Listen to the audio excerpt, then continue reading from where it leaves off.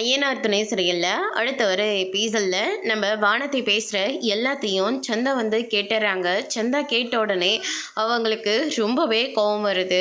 வானத்தியோட கண்ணத்தை பார்த்து பல்லார்னு ஒன்று விட்டுறாங்க. பாண்டி எல்லாம் பயங்கரமாக ஷாக் ஆகுறாங்க. நீங்கள் எதுக்காக என்ன அடிச்சிங்க அப்படின்னு சொல்லிட்டு கேட்கவும், நம்மெல்லாம் வரத்துக்கு முன்னாடியே நிலா இந்த வீட்டுக்கு வந்துட்டாங்க.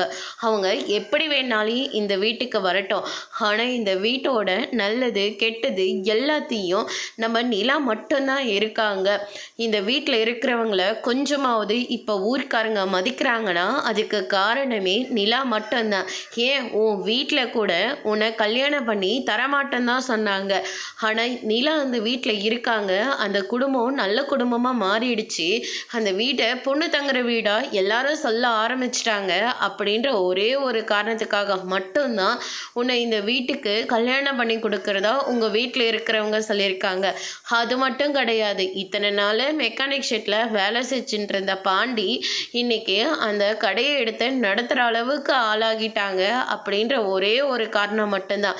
ஏன் பாண்டியோட உழைப்பு மட்டும்தான் அந்த கடையில் இருக்கா? நிலா அதுக்காக 2-3 நாள் தூங்காமல் கஷ்டப்பட்டு 80,000 ரூபாய் சேலரி எடுத்துகிட்டு வந்து கொடுத்துருக்காங்க. இதெல்லாம் உனக்கு பெருசாக தெரியாதுல்ல.